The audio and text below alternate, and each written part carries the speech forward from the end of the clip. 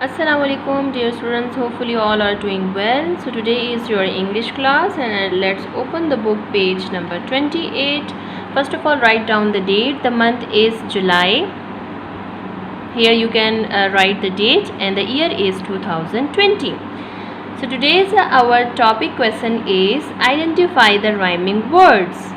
Rhyming words का मतलब है हम आवाज़ अल्फाज, यानी कि आज हम जो है ऐसे अल्फाज की रीडिंग करना सीखेंगे जिनकी साउंड एक जैसी होती है, यानी कि उन वर्ड्स की स्पेलिंग चेंज होती है लेकिन साउंड उनकी जो है वो आवाज़ जो है वो उनकी एक जैसी होती है। जब हम वो वर्ड बोलते हैं, पढ़ते हैं, तो वो एक तरह की आवाज़ के जो है वर्ड्स होते हैं। For example the first picture is here you can see here is a van, ठीक है, and the spelling of van is VAN, van. Van की स्पेलिंग में मैंने जो है कलर हाईलाइट किया है AN को, ठीक है। Now van you have to read again 3-4 times with me, van van van van, ठीक है। आपको इसकी प्रोनाउंसिएशन, इसकी साउंड आपको समझ आ गई है कि VAN, वैन। अब यहाँ पर 3 जो है डिफरेंट वर्ड्स दिए गए हैं और इन तीनों में से हमने फाइंड आउट करना है कि कौन से वर्ड की साउंड आवाज़ जो है वो वैन के साथ मैच करती है। So here is the first word is FAN, fan. अगर आप देखें तो इसके लास्ट में भी AN है जिसको मैंने हाईलाइट किया हुआ है। यहाँ वैन की स्पेलिंग में भी AN है लास्ट में और यहाँ पर भी AN है, तो ये एन की आवाज़ जो है निकल रही है, ठीक है। सो इसीलिए वैन फैन, ये एक दोनों आपस में मैच हो रहे हैं ना, मिल रहे हैं, ठीक है। इसको आप सर्कल कर लें। The next word is FUN, fun. अब इसके आखिर में देखिए UN आया है तो ये अन की आवाज़ निकल रही है, अन की साउंड निकल रही है, तो ये इसके साथ मैच नहीं करता, ठीक है। इसकी साउंड, इसके लास्ट में AN है जबकि इसके लास्ट में UN है, तो इसकी जब UN स्पेलिंग चेंज लास्ट में हुई है तो इसकी साउंड भी चेंज हो गई है। ये फ़ैन है, ये फ़न है, तो इसको आपने सर्कल नहीं करना। The third word is MAN, man. देखिए इनके लास्ट में भी AN है तो ये N की आवाज़ जो है प्रोड्यूस कर रहा है, ठीक है। तो अब हमने इसको भी सर्कल कर लिया।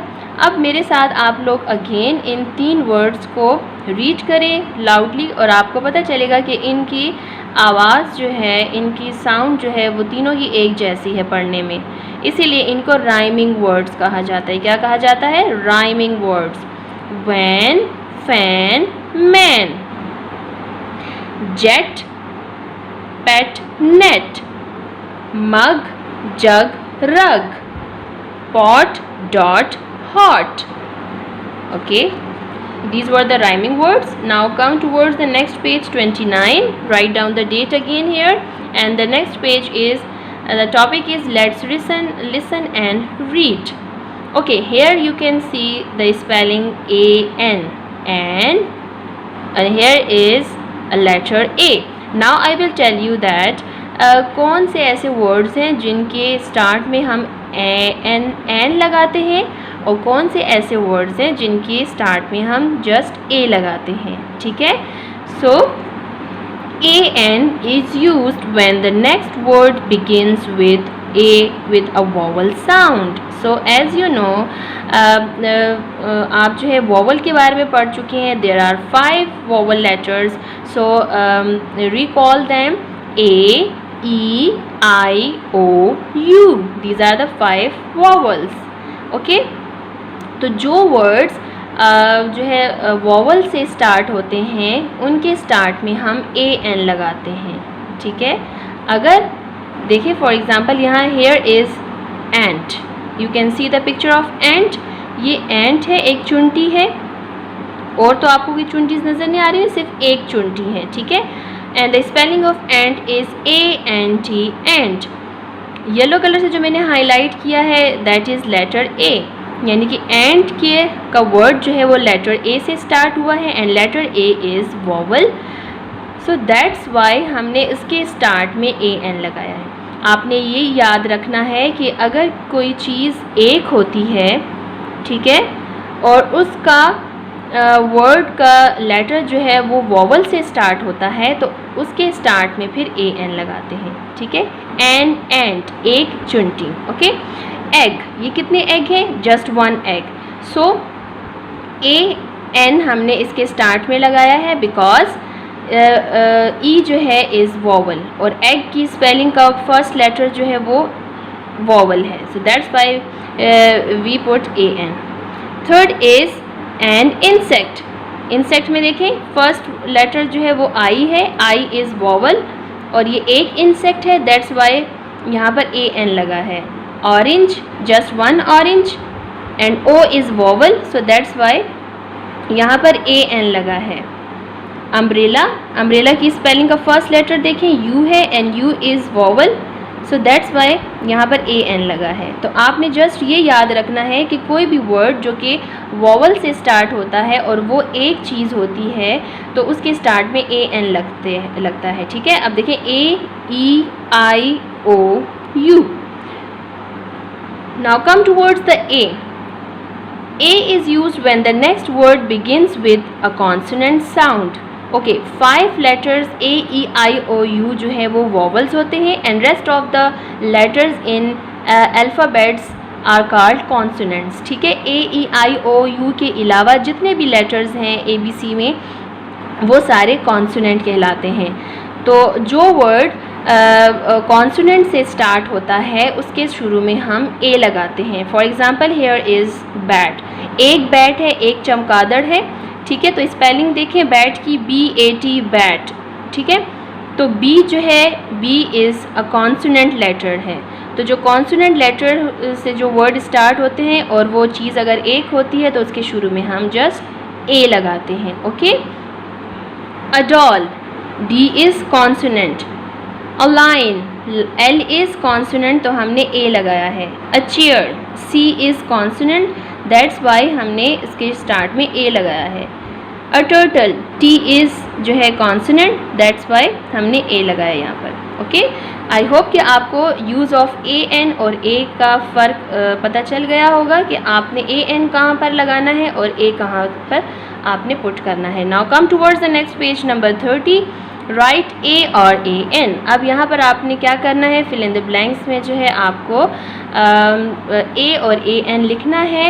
एंड मैंने कलर से हाईलाइट किया हुआ है, जो येलो कलर से मैंने हाईलाइट किए हैं these letters are the vowels, और जो मैंने ब्लू कलर से हाईलाइट किए हैं these letters are the consonants, ठीक है। तो आपको आसानी हो जाएगी कि कॉन्सोनेंट्स जो हैं कौन से हैं और वॉवल कौन से हैं, पहले भी आपकी प्रैक्टिस हो चुकी है। नाउ बी इज़ कॉन्सोनेंट, सो अभी हमने पीछे पढ़ा है कि बी कॉन्सोनेंट है तो उसके शुरू में हम जो है ए लगाएंगे, ठीक है। एक बॉक्स है। एलिफेंट, जस्ट 1 एलिफेंट है और ई जो है वॉवल है, सो दैट्स वाई हम इसके स्टार्ट में क्या लगाएंगे, ए एन। अब यहाँ पर जो है बाकी आपने खुद एक्सरसाइज ये फिल इन द ब्लैंक्स करनी है और इसको आपने रेड कलर के साथ लिखना है ताकि ये प्रोमिनेंट है नज़र आए। एफ इज़ कॉन्सोनेंट तो आपने जो है ए लगाना है। G is consonant, a. Alligator is vowel तो यहाँ पर ए एन लगाना है, ठीक है। एलिगेटर जो है वो मगरमच्छ की एक किस्म है। कैंगरू जो है एनिमल है, स्नेक है, star, orange, umbrella and igloo. Come towards the next page,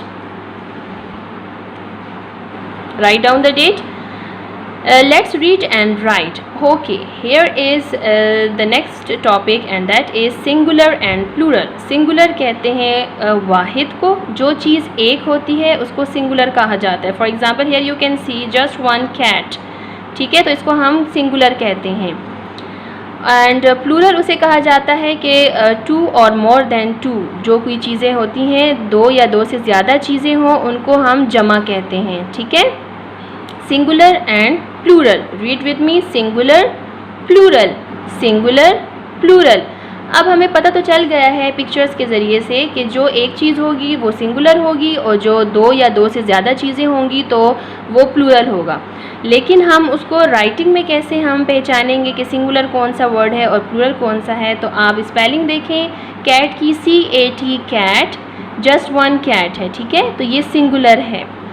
अब यहाँ पर देखें CAT कैट, स्पेलिंग वही है कैट की, लेकिन हमने एक और न्यू जो है लेटर को ऐड कर दिया है और वो है लेटर S, तो ये बन गया है कैट्स। तो इस S के ज़रिए से हमें पता चलेगा कि ये वर्ड जो है ये प्लूरल है। आपने प्लूरल बनाने के लिए क्या करना है कि वही स्पेलिंग आपने लिख लेनी है, बस आखिर में आपने सिर्फ S लिखना है तो वो प्लूरल बन जाएगा।